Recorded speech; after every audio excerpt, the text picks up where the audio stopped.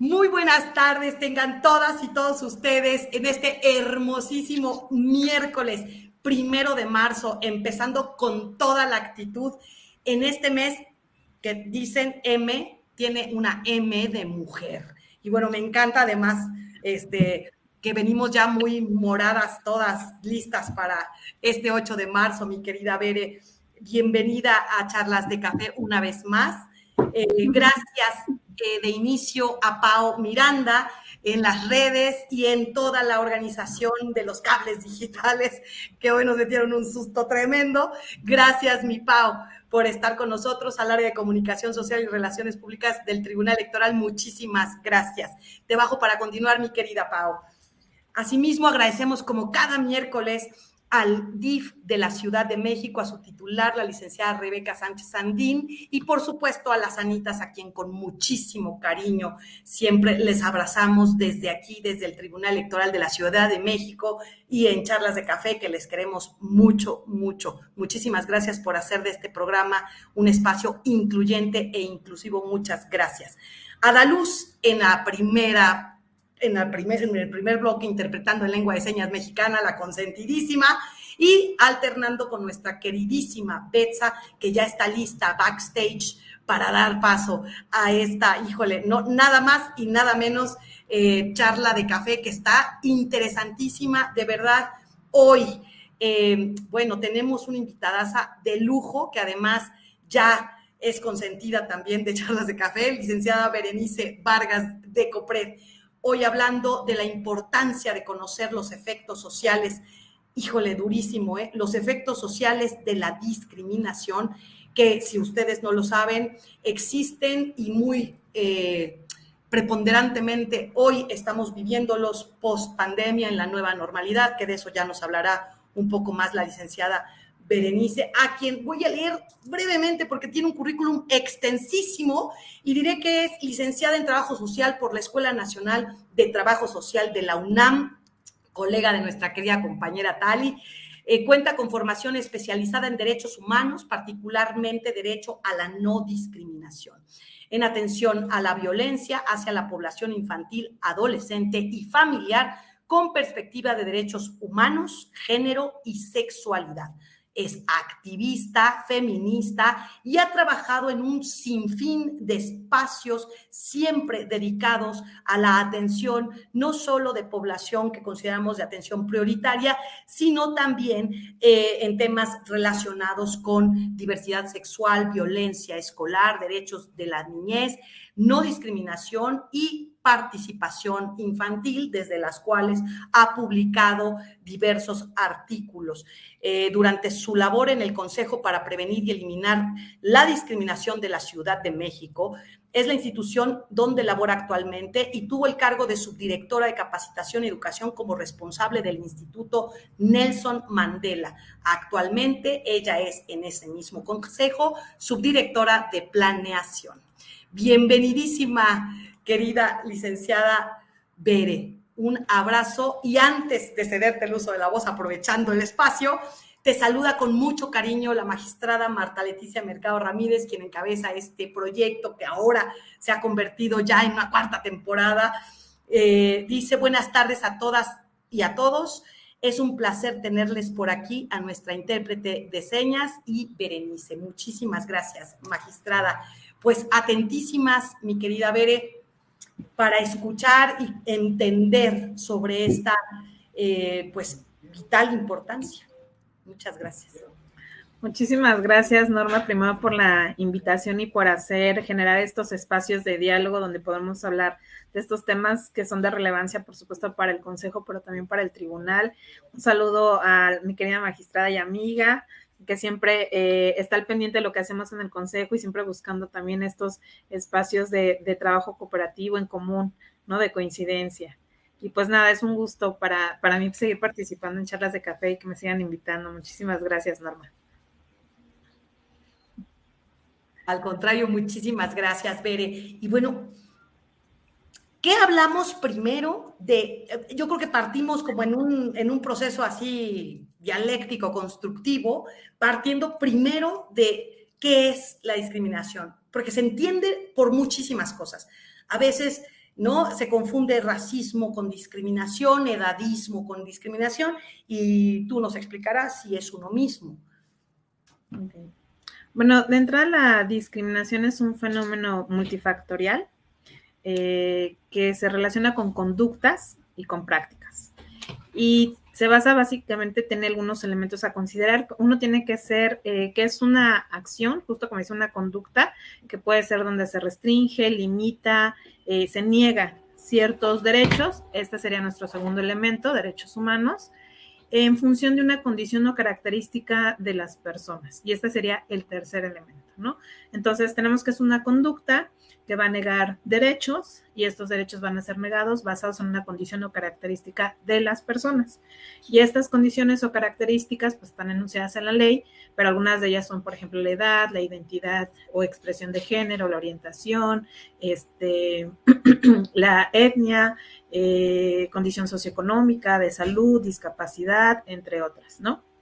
Y cuando hablamos de ciertas expresiones, son justo las formas de discriminación basadas en una condición o característica específica. Por ejemplo, cuando hablamos de edadismo, hay dos expresiones de discriminación basadas en la edad. Una es el adultocentrismo, que está dirigida, es una discriminación dirigida hacia la niñez y adolescencias, donde las personas adultas nos creemos como sabedoras, conocedoras y que tenemos el poder, además de decisión sobre las niñeces, ¿no? Donde además los vemos como incapaces de tomar decisiones. Y otro que tiene que ver con las personas mayores, donde justo también hay una creencia de que las personas mayores ya no son capaces, ya no pueden, y entonces también se les discrimina por esta edad. Entonces el edadismo se expresa en estas dos formas de discriminación, pero así como está el edadismo, podemos hablar, por ejemplo, como nosotros les denominamos sistemas de opresión, ¿no? Que son sistemas de poder sobre condiciones de las personas, como el patriarcado sobre las mujeres, como el capacitismo sobre las personas con discapacidad, sobre el racismo sobre las personas negras, indígenas u otras personas racializadas, ¿no? La xenofobia, por ejemplo, sobre las personas que migran o se mueven, la porofobia contra las personas pobres, y entonces digamos que cada condición tendrá una propia expresión de discriminación. Qué fuerte, porque creo yo, si me lo permites, entre más conocemos y nos sensibilizamos sobre este tema, se van abriendo espectros, ¿no? A lo que le llaman las sabedoras como tú, interseccionalidades, ¿no? Ahorita decías niñeces y me pareció fabuloso interpretar vejeces, ¿no? Híjole, tantas... Que estamos dejando atrás el binarismo, y bueno, pues eso me encanta porque ya no es una mirada única, ¿no?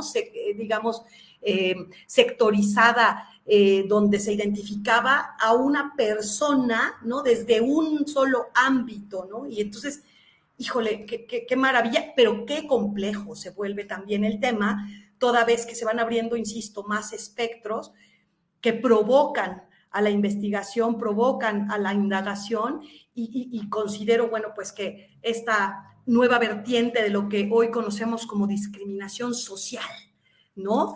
Que me parece que todas las discriminaciones debieran ser sociales, pero por ahí algunos teóricos lo manejan de manera diversa, ¿verdad?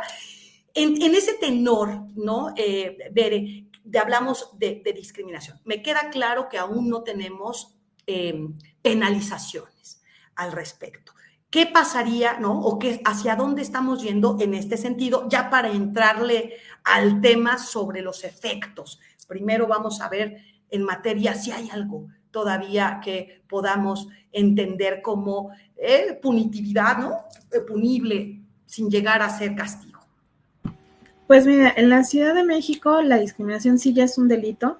Se ha habido una denuncia, digamos, por delito que fue favorable para la persona denunciante, pero justo la mirada desde el Consejo, que apostamos a lo no punitivo, sino al cambio cultural, y la forma en la que el Consejo puede responder es justamente a través de la conciliación, ¿no? Siempre y cuando no haya otros delitos o situaciones en las que la persona que vivió el acto de discriminación pues se vea violentada o que se haya dañado algún carácter de su persona que necesite otro tipo de asistencia, digamos, desde el ámbito jurídico o la fiscalía, ¿no? Cuando llega una denuncia al consejo, lo primero que hay que hacer es determinar si es un acto de discriminación o no, con estos 3 elementos que yo les anunciaba al principio, ¿no? Que tiene que ser la negación o violación de un derecho a través de una conducta basada en una condición o característica específica de la persona o grupo. Una vez que se determina que es un acto de discriminación, lo que se va a solicitar es, se le va a avisar al presunto actor discriminador para ver si su respuesta es favorable o no. En el caso de ser favorable y aceptar que es de discriminación, entonces se puede abrir una mesa de diálogo con la persona afectada y se hace una conciliación. ¿De qué manera se hace esta conciliación? Va a depender del derecho violentado, restituirlo, y de lo que la persona víctima decide que quiere que suceda, ¿no? Un ejemplo de esto. El mayor índice de denuncias que tenemos en el Consejo es despido por embarazo. Entonces, sí, sobre las mujeres. Cuando la mujer vive este despido, puede desde solicitar la restitución de su trabajo o a lo mejor que se mantenga válido su seguro, ¿no? Su servicio de seguro, porque pues está justo a punto de requerir esos servicios, o que se cambie a lo mejor de sede, o que la despidan pero que haga un finiquito justo, ¿no? Porque a veces este despido no es necesariamente, digamos, a veces es literal, sino lleva quizá a veces acciones de acoso hasta que hacen que la mujer sea la que renuncie, ¿no? Pero obviamente se da cuenta que es a partir de que anunció o dijo que estaba embarazada. Esto puede ser algunos ejemplos en los que se justo repara este derecho, ¿no? Entonces, bueno, en ese sentido, decir que eso, que por parte del Consejo la vía es conciliatoria y cuando no, bueno, ya hay un proceso de investigación y son otras líneas que se siguen, pero que en la Ciudad de México sí ya está declarado como delito el acto de discriminación. Finalmente, me parece que la Ciudad de México siempre va de avanzada en muchos temas, este no se queda atrás. Y fíjate, pensaba, ¿no? Digo, reflexionando un poquito, lo difícil que debe ser también comprobar estos hechos. O sea, es decir, como tienen carácter social, carácter conductual, ¿no? Pues qué complicado se vuelve y creo que la fórmula de revertir siempre va a ser la coeducación, ¿no? Que todas y todos nos vayamos deconstruyendo para evitar finalmente caer en prácticas pues que ya son muy añejas, ¿no? Como es esta parte del color de piel o la condición social, ciertos nombramientos, ¿no? Ciertos dichos muy latinoamericanos, ¿no? Que estamos ya todas y todos evitando en la medida de lo posible, sobre todo, como bien lo decías, dirigido al género, que también es una cosa tremenda. Creo que nos viene muy bien a las mujeres que se indague más y que se promueva todavía más el tema discriminatorio para su erradicación. En este sentido, mi querida Bere, ¿cuáles serían entonces ciertas implicaciones en lo social? Si me ayudas también a abordar un poquito el tema de la distinción de prejuicios y estereotipos para que nuestra audiencia lo tenga un poquito más claro. Sí, claro. Nosotros justo hablamos de que la discriminación es una práctica sociocultural, es hereditaria, ¿no? Es decir, estas cargas que tú bien mencionas como prejuicios, estereotipos o estigmas los vamos heredando, ¿no? Pero además se encuentran, es sistemática, es decir, se encuentran en todos los espacios, desde las familias hasta las grandes leyes que a veces construimos o las políticas públicas. Y esta parte sociocultural, la primera, hablar de prejuicios, estereotipos y estigmas, decir que un prejuicio es un juicio previo que las personas nos generamos, a veces a falta de conocimiento o a veces sobre el conocimiento que ya nos dieron, ¿no? Un ejemplo, cuando la abuela nos decía, va a venir el señor del costal. Y entonces tú te haces un imaginario de cómo es el señor del costal. Alguien se lo imagina ya como una persona mayor, alguien como una persona adulta pero no mayor, que trae perros, que está sucio, que sí trae un costal, ¿no? Y entonces te empiezas a generar una idea sobre esa imagen con la poca información que tienes o a partir de tu propio conocimiento. Y no siempre se comparte. Y esto lo hacemos todo el tiempo. No es algo como que digamos que se tiene que dejar de hacer, sino más bien cuando se hace, no llevarlo a conductas, ¿no? Que puedan discriminar. Los estereotipos es generar una imagen y además generalizarla sobre una persona o grupo de personas. Aquí voy a poner de ejemplo a la comunidad LGBT, que si bien cuando se dice a alguien, oye, ¿cómo es un hombre gay? Muchos van a decir, pues es muy femenino o afeminado y además trabaja en una estética y además le van a empezar a hacer una serie de condiciones y va a decir, pero todos son así, ¿no? Y todos actúan de esa manera. Entonces generalizamos las características o condiciones de estas personas que llegan a negar derechos, porque entonces pensar que solamente se dedican al espacio de la estética hace creer que además no tienen estudios. Y entonces relacionamos con que no tienen cierto nivel académico. Y ya vamos, ¿no? Haciendo una serie de criterios, o poniendo una serie de criterios sobre las personas que le va a ir limitando espacios, ¿no? Es decir, no pueden trabajar en una empresa porque seguro no estudiaron y entonces que se vayan solamente a las estéticas. Que habrá quien sí lo haga, que justo eso pasa un poco con los estereotipos, sí hay realidades así, pero no son generalidades, ¿no? Y tampoco son condiciones estáticas, es decir, que no puedan transformarse. Y que muchas veces tiene que ver más con el contexto que por la propia condición o característica de la persona, ¿no?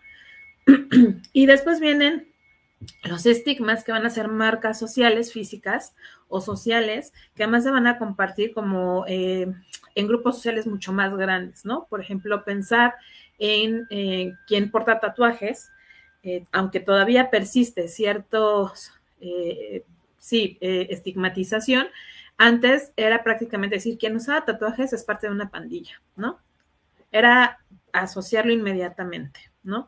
O una persona que vive con VIH es sinónimo de muerte, ¿no? Y es una carga social.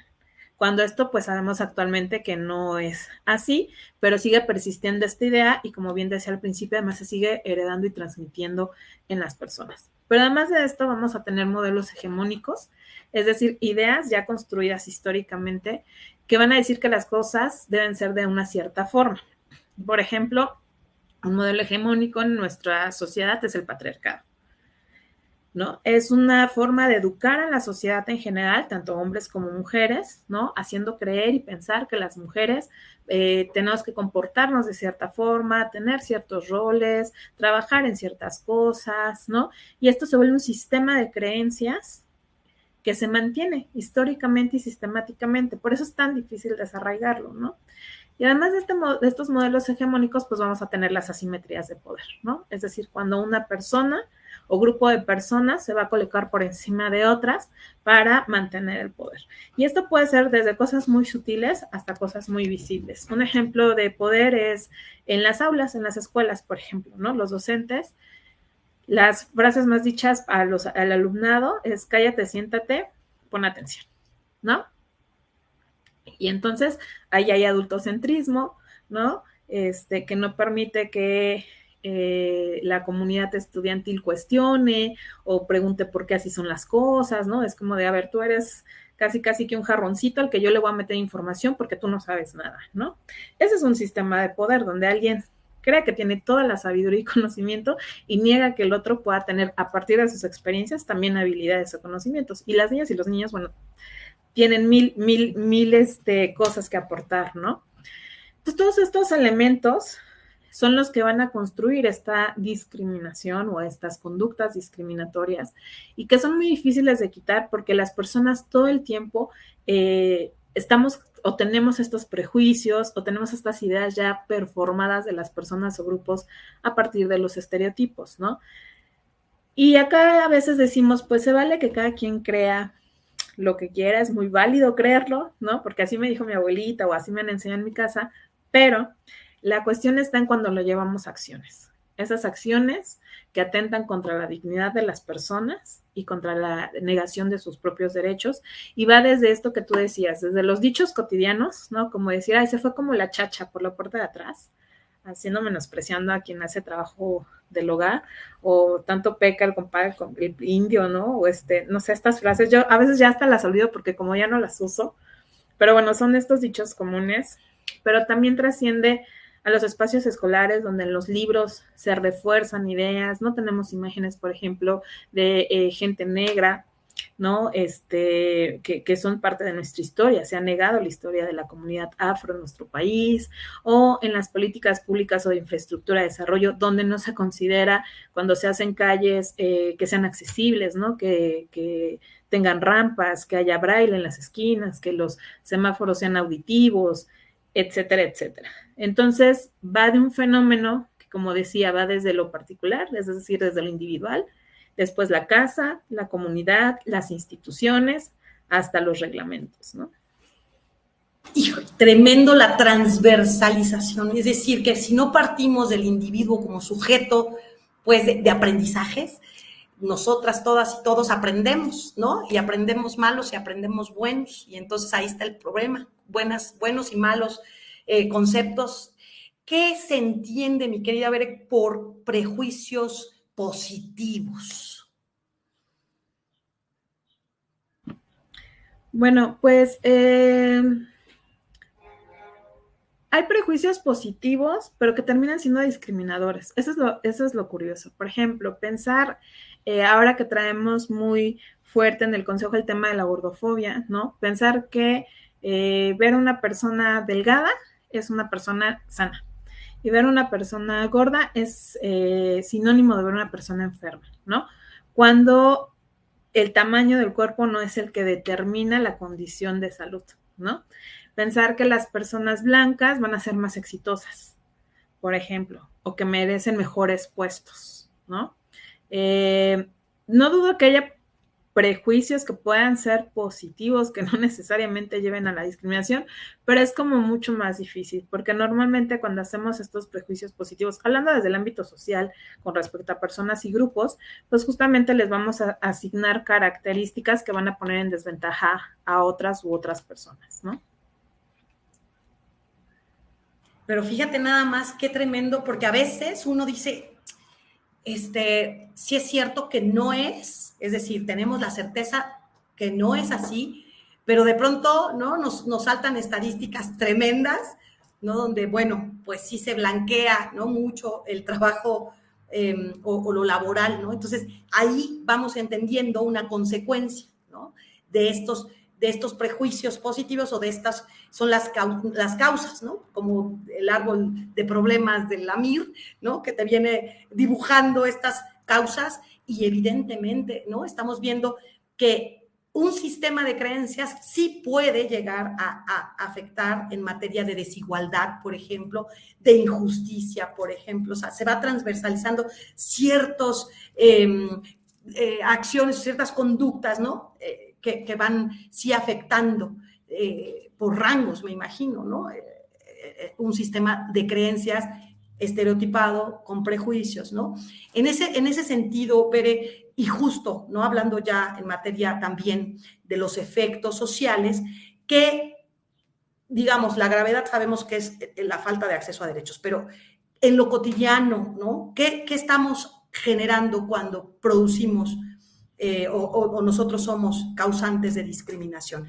¿Qué estamos entregándole a la sociedad o a nuestro entorno social desde casa, ¿no?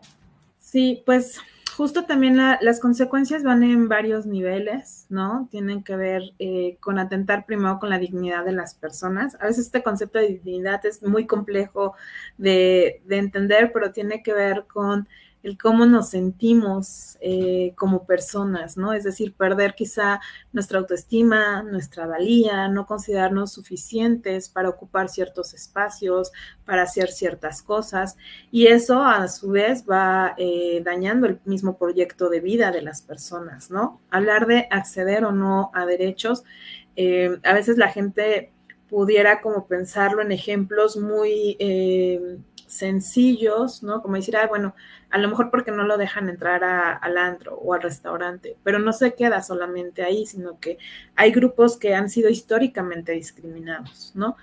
Por ejemplo, pensar en las personas negras en nuestro país, en la vida cotidiana, es que si van a un centro comercial o a una plaza, los persigue un policía, sí o sí. Entonces los están siguiendo todo el tiempo. Imagínate cómo te sentirías si alguien te está acosando todo el tiempo y te está siguiendo. Lo he vivido, Bere, lo he vivido. Sí, ¿no? Entonces, esa es una, ¿no? Que en tu propio país no te reconozcan tu nacionalidad, porque les piden el pasaporte y el INE y por lo menos 3 o 4 identificaciones para asegurar que sí son de este país. Recibir, por ejemplo, detenciones arbitrarias, ¿no? Vas por la calle y solamente por cómo te ves te detengan, ¿no? Entonces, es pensar también que toda tu vida se ve trastocada en el cotidiano. Y digo, estoy poniendo como ejemplo a las poblaciones afro, pero pensamos en las personas con discapacidad. A mí no me había caído el 20 porque es muy cierto también que aquello que no te trastoca o no te incomoda, pues no te mueve y no es visible, ¿no? Pero pensar que tenemos una alarma sísmica que es auditiva, ¿qué pasa con las personas sordas? Los edificios, pensamos en el lugar donde vivimos, la colonia, la casa o la unidad habitacional donde vivimos, si hay alarmas que sean de luz o que de alguna manera puedan avisar a alguien que sea una persona sorda, que en ese momento va a haber un sismo, ¿no?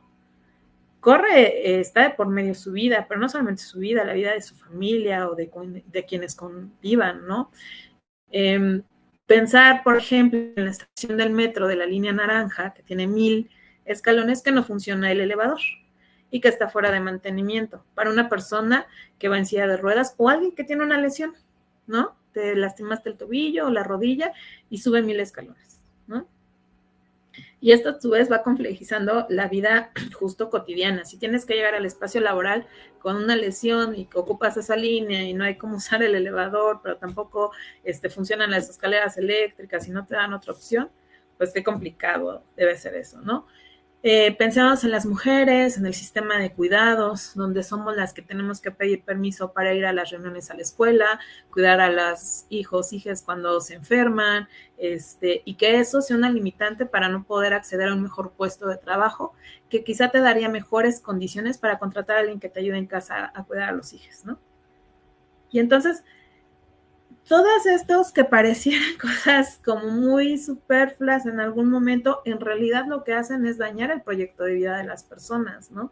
Hay personas que dicen, bueno, si yo no viviera estas condiciones, quizá estaría haciendo otra cosa, o me hubiera gustado hacer otra cosa en mi proyecto de vida.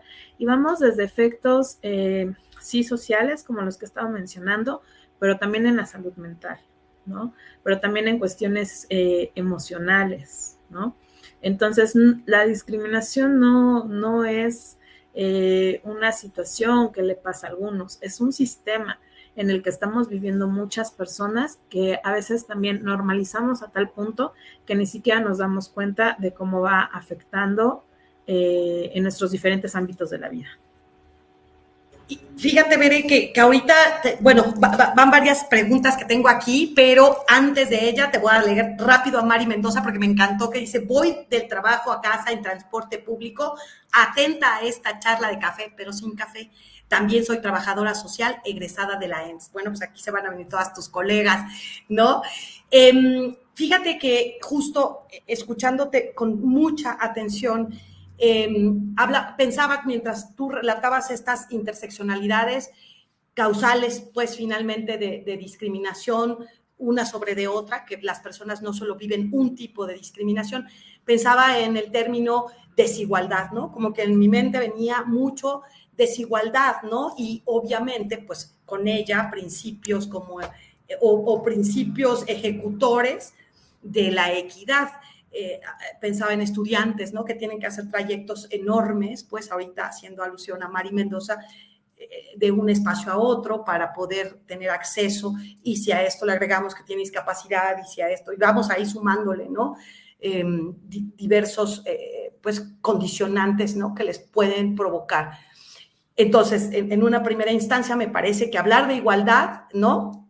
Para ir erradicando o combatiendo, ¿no? la discriminación. Y en ese tenor, ver, tu experiencia es muchísima, me queda claro que has estado metida en este caldo hace rato, que, vamos, es esperanzador nuestro futuro, si vienen generaciones con más educación o nos estamos reforzando a los sistemas de creencias, pues antaños, ¿no? ¿Qué está pasando? ¿Cómo lo vives tú desde COPRED?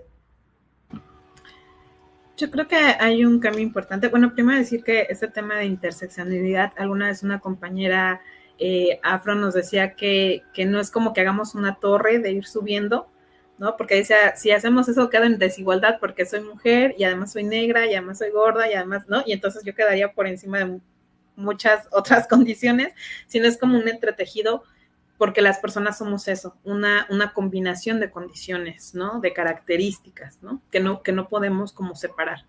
Y en este sentido como del cambio, sí, apostamos por un cambio cultural y sí, tengo un poco más de 10 años más o menos en estos temas y veo una diferencia, ¿no? Ahora justo en las pláticas o talleres que damos, las personas ya se cuestionan cómo decir ciertas cosas, ¿no? Quizá por ser políticamente correctos, ¿no?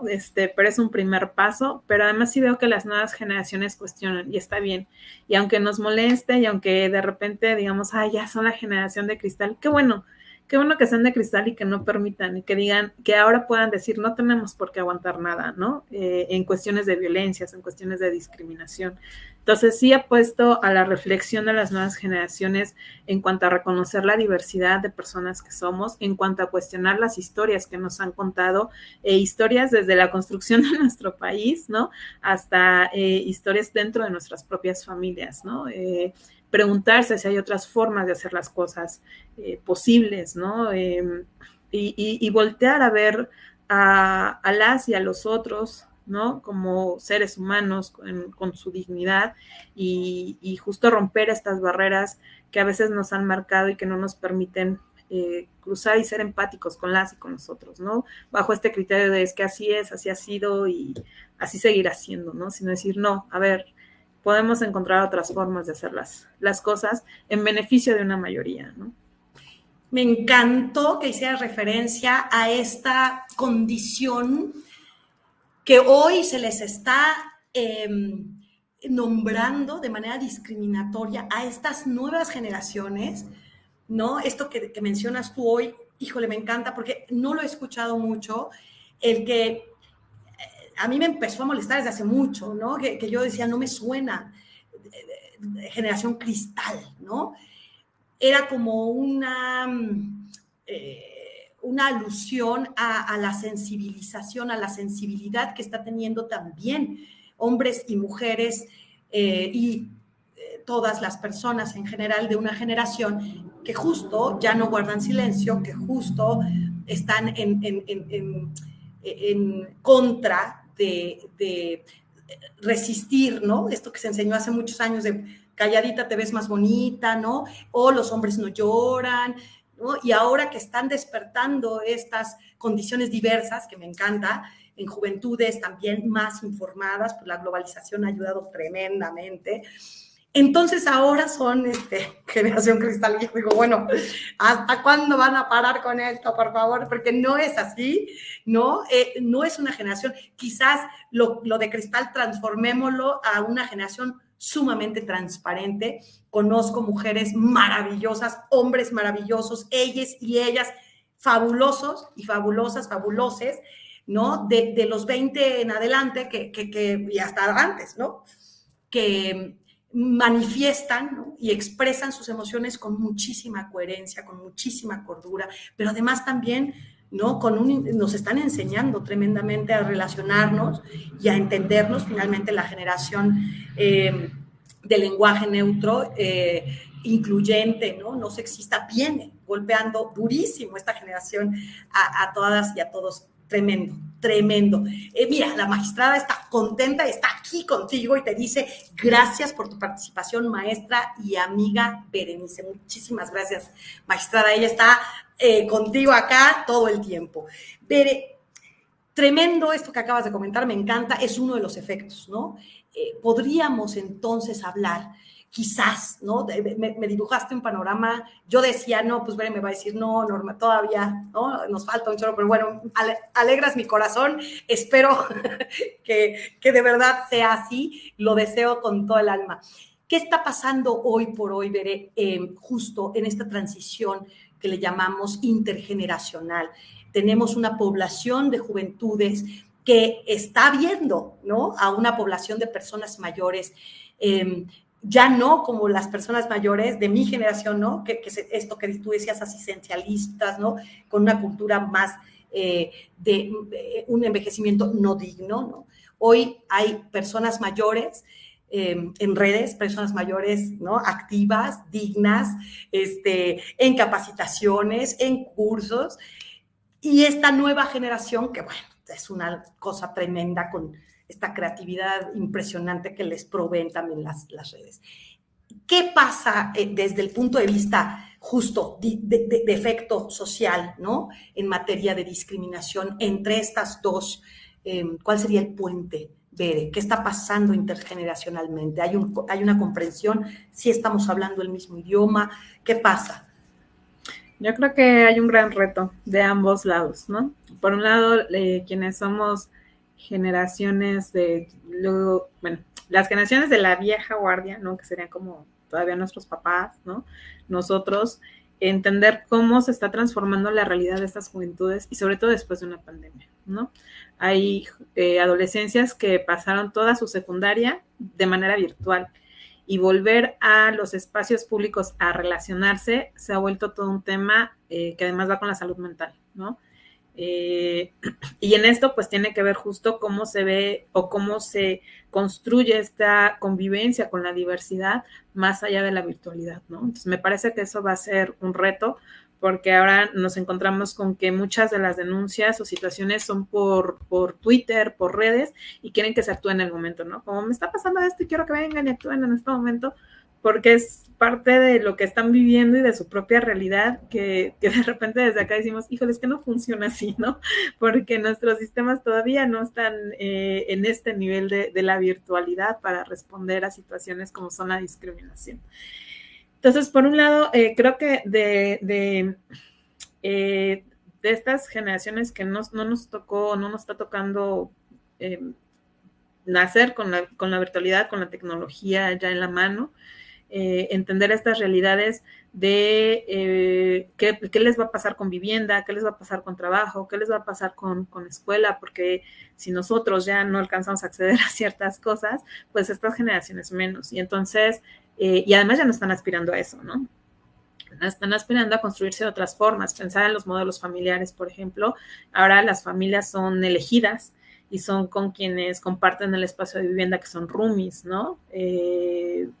Y lo digo porque ahora en pandemia hubieron casos de situaciones de salud donde quien acompaña o vivía con alguien que se había enfermado no podía tomar decisiones porque no era familia directa. Pero la familia directa no lo puede hacer porque está a distancia o lejos o no está, ¿no?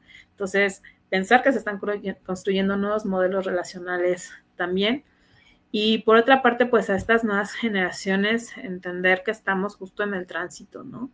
Que tienen que acompañar, ¿no? De alguna manera a quienes no estamos viviendo desde, con y para la tecnología, ¿no? A estas personas mayores también, no sé, a lo mejor suena muy idealista, pero me gustaría pensar que pudieran acompañarse de personas mayores, como en algunos países ya la están haciendo, de aldeas de convivencia, ¿no? Donde la gente joven vive con personas mayores porque ellos sí alcanzaron la vivienda, ¿no? Y entonces estas personas mayores comparten la vivienda, por los jóvenes los cuidados, y se hacen ahí unos sistemas de intercambio interesantes.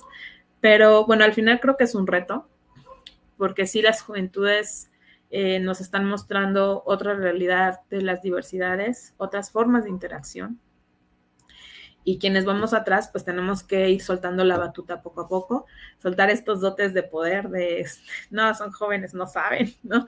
Como un joven me va a venir a mí a explicar lo que he hecho durante 10 años, ¿no? Su realidad es otra, y apostar por este cambio generacional, ¿no? Porque finalmente, aunque las realidades van cambiando, pues seguimos conviviendo en los mismos espacios y somos parte de una misma sociedad. Me encanta, me quedo 3 cosas increíbles. La primera, adultocentrismo, ¿no? Que ya va a la baja. Hay una mujer maravillosa, joven, ¿no? Que está muy cercana, pues, acá a nosotros y nosotras. Y de pronto, es impresionante, ¿no? Oírla hablar y de pronto, escucharla, ¿no? Y los posicionamientos, pero no solo ella, pues, o sea, me refiero a que es una generación crítica, pensante, y esto, bueno, pues, que sería un puente fabuloso para que las personas mayores, ¿no? Se tiene que integrar, pues no va a haber, ¿no? Más allá, se habla mucho en las estadísticas, ¿no? De la población mayor que será en unos años, ¿no? Cuando ellas y ellos sean personas adultas jóvenes, quizás, y de pronto pues tenga que empezar a trabajar políticas, a trabajar programas y acciones, ¿no? Implementar acciones para esta población. Entonces me parece que conocerles ahorita, justo decías bien, en la era de la pandemia, ¿no? Y hoy de la nueva realidad, pues me parece fundamental que los de 40 y tantos, ¿no? Estemos un poco aprendiendo de las juventudes y rescatando la maravilla y la sabiduría de la persona mayor. Aprovecho, te leo el comentario de Carlos Villalobos, profesor que siempre está muy atento y muy participativo, y dice: el cóctel de creencias, prejuicios, tradiciones, costumbres y escasa actualización de avances científicos, tecnológicos, tendremos que preguntarnos si nos resuelve, si nos alcanza, y considerar la necesidad de desaprender y avanzar, porque no hacerlo nos afecta, nos daña, nos paraliza a nosotros mismos. Efectivamente, maestro, ¿no? Qué tremendo, pues es así, no hay más. Bere, ¿qué entendemos entonces? Ayúdanos nada más a comprender un poquitín, o más bien ya lo estamos como encajonando. Es una diversidad entre discriminación, es diverso el concepto entre discriminación social y la discriminación en sí. Pues hablamos de una discriminación social cuando partimos de estas cuestiones culturales o estas prácticas culturales que no siempre pueden ser denunciables, pero la discriminación social finalmente se traduce en discriminación, ¿no? Que al final termina así negando derechos. Habla de esta parte cultural que no siempre es denunciable, por ejemplo, como los dichos, ¿no? No sé, pienso de la chacha o Callita te ves más bonita, como decías, ¿no? A lo mejor me lo dicen en casa o me lo han dicho en el trabajo, pero no puedo ir a poner la denuncia porque me dijeron Callita te ves más bonita en un momento, aunque después se puede traducir también en violencia laboral, ¿no? Pero digamos que son como estas cosas del cotidiano que no siempre nos dan para hacer esta denuncia, pero que finalmente son las raíces o las razones de las conductas discriminatorias, ¿no? Y la discriminación finalmente son justo estas conductas, vuelvo a repetir que contiene los elementos para cuando hablamos de ir a denunciar un acto de discriminación, pues que niega derechos basados en una condición o característica de las personas o grupos, ¿no? Y que eso nos va a ayudar a entender cuando hay un acto discriminatorio denunciable, ¿no? Pero finalmente van de la mano y finalmente sean solamente en el ámbito social o desde el ámbito jurídico, va a causar daño a las personas, ¿no? Va a atentar contra su dignidad, contra su proyecto de vida, por cómo se sienten, ¿no? Fíjate que mucha gente ha hecho poco menos, se subestima mucho la violencia. Hacías una referencia, perdóname, como lo pienso, lo digo, ¿no?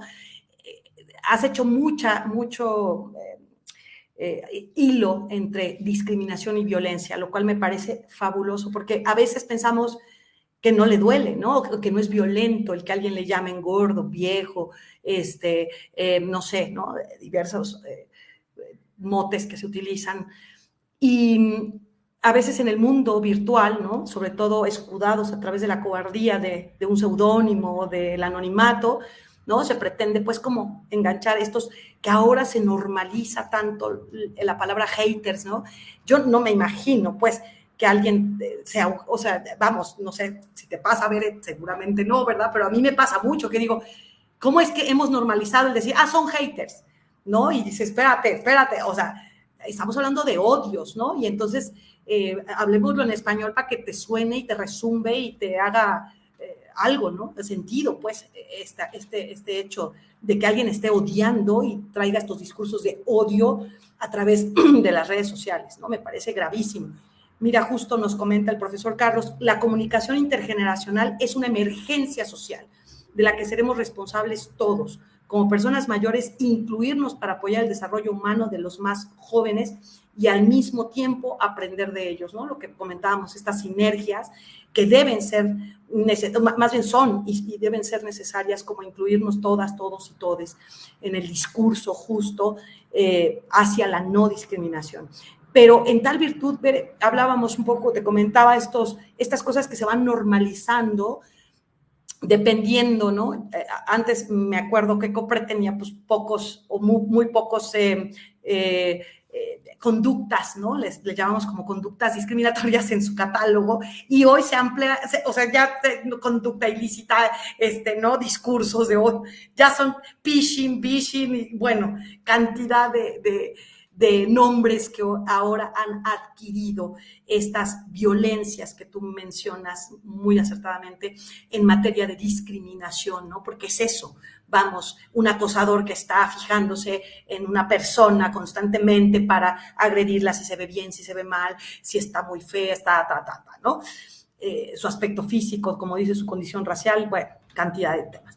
En este sentido particularísimo, COPRED tiene intervención en materia de discriminación digital, por decirlo así, o virtual.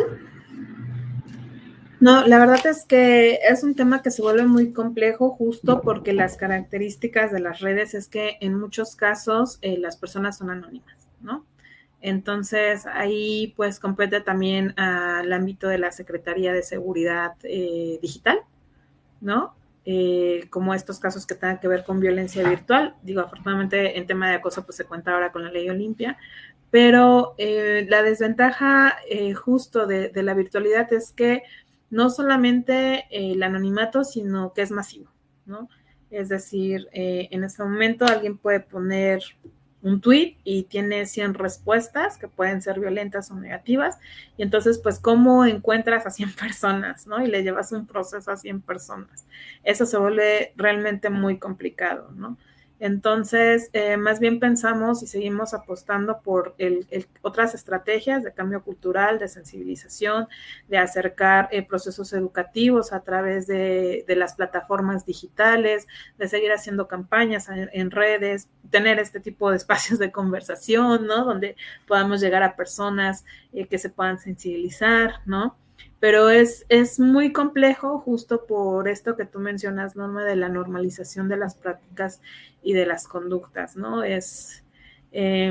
No se trata como de callar a la gente, pero sí de reflexionar a partir de dónde nos creemos o consideramos que podemos opinar y violentar a otros sobre su forma de ser, su vida, sus condiciones, es decir, cuáles son o de dónde hemos tomado modelos que creemos que son los ideales de personas para creer que todo el mundo, pero además homogeneizar y creer que todo mundo tiene que responder sí o sí a una sola realidad, ¿no?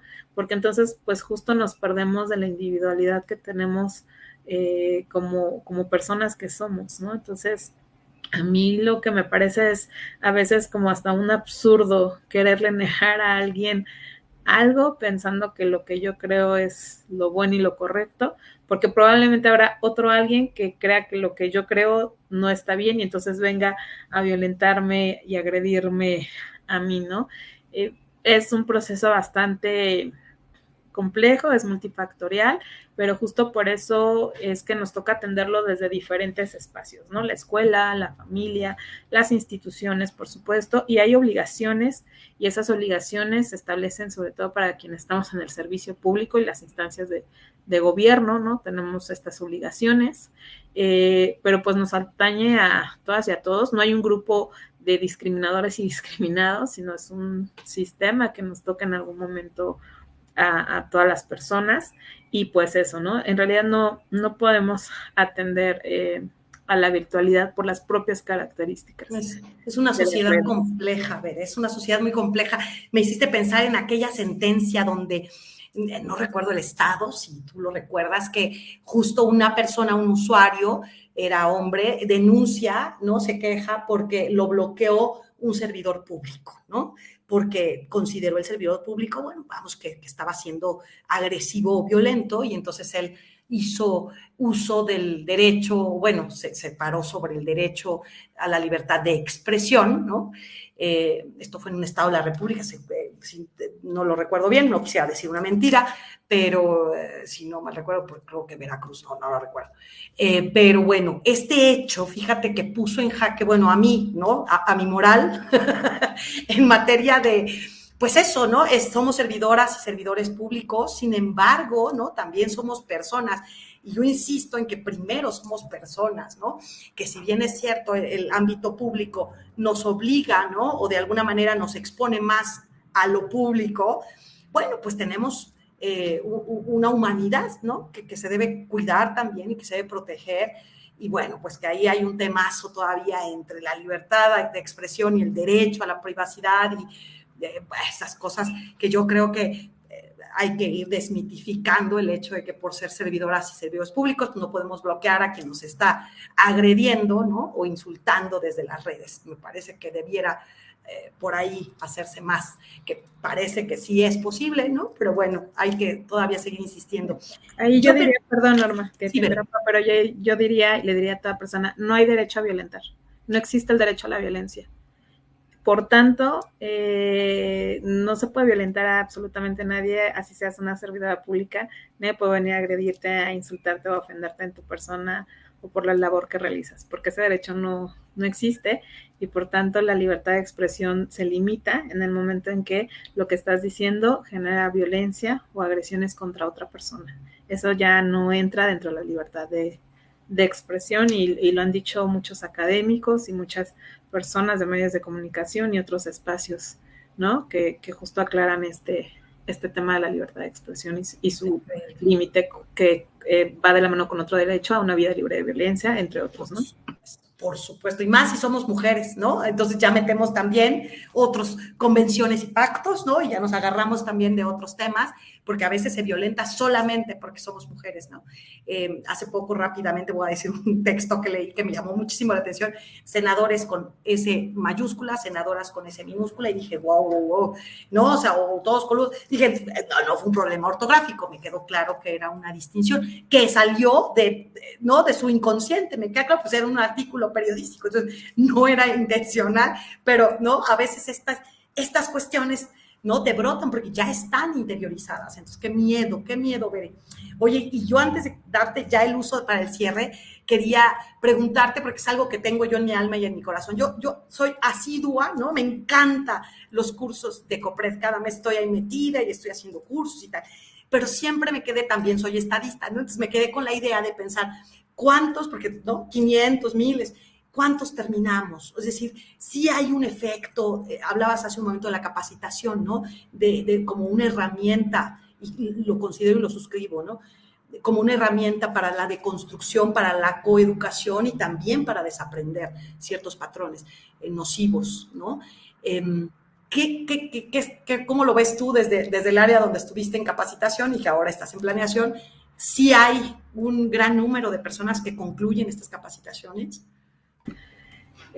Pues suelen terminar más del 50% de las personas que se inscriben, ¿no? Pero sabemos que no es suficiente, o sea, tomar el curso no va a cambiar la actitud de las personas, tiene que ir acompañada de otras estrategias dentro de las propias instituciones y deben ser justo las instituciones las que lideren los cambios y sean ejemplo para las propias servidores públicos o de los espacios donde se tomen estas sensibilizaciones, ¿no? Porque a veces sucede que toman el curso que se está hablando de discapacidad, pero no hay rampas, los elevadores no funcionan en las oficinas, ¿no? Ahora traemos un tema, por ejemplo, sobre gestión de la menstruación, gestión menstrual. Vamos a lanzar, por cierto, hay 2 encuestas, una población general y una para servidoras de gobierno, ¿no? Porque nos tocó alguna vez a mí una reunión y a mi jefa y no había papel de baño, ¿no? En los sanitarios. Y entonces dices, híjole, ¿cómo podemos poner el ejemplo si dentro de las propias instituciones, y perdón, ya dije, pues no voy a decir dónde, tenemos estas prácticas, ¿no? O de no reconocer la diversidad LGBT, ¿no? Hay espacios donde malgenerizan a las personas, aun cuando su identidad la han abierto públicamente. Entonces, no es suficiente con estos procesos de sensibilización. Hay que tener otras estrategias a lo largo del tiempo, ¿no? Dentro de los diferentes espacios, o sea, pienso también en las escuelas, ¿no?